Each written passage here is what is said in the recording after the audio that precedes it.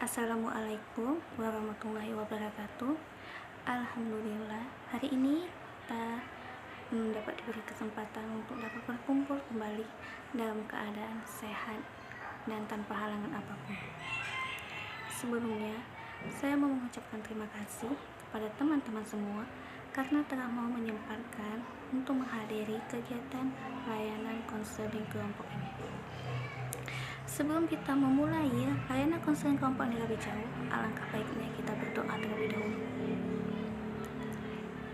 Dan selanjutnya, saya akan membahas tentang latar belakang layanan konseling kelompok. Jadi, layanan konseling kelompok merupakan salah satu jenis layanan yang ada di dalam bimbingan konseling, memungkinkan peserta didik mendapat kesempatan untuk pembahasan dan pengentasan masalah yang dialaminya melalui dinamika kelompok. Dan apa sih itu dinamika kelompok? Dinamika kelompok itu merupakan suatu kegiatan yang dilaksanakan dalam bentuk kelompok yang ditandai dengan adanya interaksi antara anggota kelompok dan juga pemimpin kelompok. Baiklah, selanjutnya saya akan membahas tentang tujuan dari layanan konseling kelompok. Jadi, layanan konseling kelompok itu ada dua tujuannya. Yang pertama, dapat mengembangkan aspek pribadi. Aspek pribadi meliputi kita dapat berani berbicara di depan umum, mampu menyampaikan ide, pendapat, saran, berani bertanggung jawab atas apa yang telah dikemukakan, dapat menghormati satu sama lain, dapat bertenggang rasa, dan lain-lain. Yang kedua itu dapat teretaskannya masalah pribadi yang bersangkutan dan terimbasnya pemecahan masalah bagi anggota kelompok lainnya. Dan selanjutnya saya akan menjelaskan tentang asas-asas di dalam layanan konseling kelompok. Jadi, di dalam layanan konseling kelompok itu terdiri dari 6 asas. Yang pertama ada asas kerahasiaan, di mana asas ini setiap anggota harus bisa menjaga permasalahan-permasalahan yang dibicarakan oleh masing-masing anggota kelompok. Di sini, permasalahan tidak boleh diketahui oleh orang lain kecuali para anggota kelompok sendiri. Dan yang kedua ini ada asas keterbukaan, di mana setiap anggota kelompok menyampaikan permasalahannya, idenya, gagasannya secara terbuka, spontan, dan luas tanpa ada paksaan sedikit pun dari anggota kelompok lainnya ataupun dari pemimpin kelompok. Yang ketiga itu ada asas kesukarelaan, artinya setiap individu diberi kesempatan untuk menyampaikan permasalahan yang sedang dialaminya secara sukarela atau secara terbuka. Dan yang keempat ada asas kegiatan, di mana setiap anggota kelompok mengikuti seluruh rangkaian kegiatan yang ada di dalam konseling kelompok dengan tujuan untuk menyukseskan kegiatan layanan ini.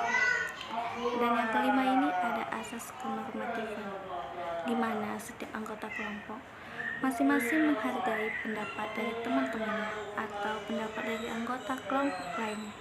Jika ada anggota kelompok lainnya yang ingin menyampaikan pendapat, maka segera dipersilahkan.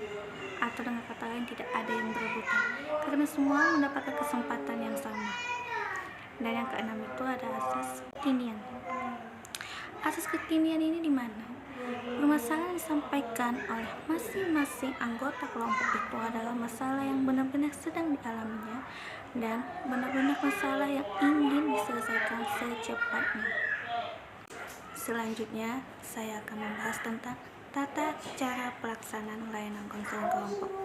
Jadi, masing-masing anggota kelompok semuanya duduk membuat lingkaran dengan tujuan mempermudah kita untuk berinteraksi satu sama lain agar muka teman-teman itu nampak semua, karena sini kita tuh sama, tidak ada perbedaan. Saya tidak ada duduk depan maupun tidak ada duduk di belakang, jadi semuanya itu sama. Selanjutnya, saya kan sudah menjelaskan semuanya, mulai dari pengertian sampai tata cara pelaksanaan, tapi kita belum ada perkenalan. Jadi supaya lebih akrab lagi, supaya lebih kenalnya, maka kita memerlukan perkenalan. nama saya Rizka Dwi Adinda. Nanti kalian sambung dengan nama kalian semuanya, dengan nama-nama teman-teman ini, dilanjutkan dengan permainan. Permainan itu gampang, kalian tinggal sebutin nama kalian aja, kemudian kalian menyebutkan satu hal yang membuat kalian itu bahagia atau membuat kalian itu senang. Hal apa sih? Baiklah, selanjutnya masuk pada tahap peralihan, di mana pada tahap ini saya akan menjelaskan kembali tentang tata cara pelaksanaan layanan konseling kelompok. Jadi, tata cara pelaksanaan layanan konseling kelompok itu harus dilakukan secara terbuka dan sukarela, dan posisinya juga harus duduk secara melingkar. Namun sebelum kita masuk pada tahap kegiatan, saya ingin menanya tentang kesiapan kalian semua. Apakah teman-teman siap untuk melaksanakan kegiatan layanan kelompok ini sampai selesai? Saya harap semuanya bersedia dan telah siap, karena di sini hanya kita aja yang menyampaikan. Di sini asas kerahasiaan sangat dibutuhkan, supaya tidak ada satu masalah pun yang diketahui oleh orang lain kecuali para anggota kelompok ini. Di sini saya juga ingin membuat janji sama teman-teman semua, sama teman-teman anggota kelompok ini, bahwasanya kalian berjanji akan menjaga setiap permasalahan yang disampaikan setiap anggota kelompok ini. Harus dijaga di sini, tidak boleh diceritakan kepada orang luar, karena cukup kita saja yang mengetahui, para anggota kelompok dan pemimpin kelompok. Baiklah, sekarang kita masuk pada tahap kegiatan pembahasan, di mana saya sini akan menjelaskan tentang masalah pribadi. Apa sih yang dimaksud dengan masalah pribadi? Jadi, masalah pribadi itu adalah masalah yang dialami oleh setiap individu atau manusia secara pribadi. Dan masalah pribadi ini kebanyakan dari orangnya tidak ingin diketahui oleh orang lain, karena masalah ini menyangkut tentang aib. Tapi di sini kan tidak perlu canggung untuk menyampaikan masalah pribadi tersebut, karena kita di sini sama-sama ingin membantu permasalahan teman-teman semuanya sampai selesai. Dan saya minta di sini masing-masing teman-teman semua menyampaikan masalahnya secara terbuka dan sukarela, ya. Baiklah, terima kasih. Saya ucapkan terima kasih kepada teman-teman semua yang telah menyampaikan permasalahannya. Selanjutnya saya ingin memvoting nih, permasalahan mana sih yang mau kita ambil dari teman-teman semuanya. Permasalahan pertama, kedua, ketiga, dan seterusnya untuk diselesaikan dalam kelompok ini. Sudah, baiklah, kita sudah dapat ya permasalahannya. Permasalahan di sini itu menyangkut tentang self confidence atau tentang kurangnya rasa kepercayaan diri. Baiklah, dan bagi anggota kelompok yang permasalahannya itu dipilih, coba dong menceritakan permasalahannya itu secara lebih detail atau secara lebih luas lagi, supaya kita tuh tahu, supaya kita dapat mendalami masalahnya, dapat menganalisa permasalahan dan penyebab terjadinya faktor kurangnya rasa percaya diri ini, dan kita akan memecahkan masalah tersebut secara sama-sama. Baik, terima kasih.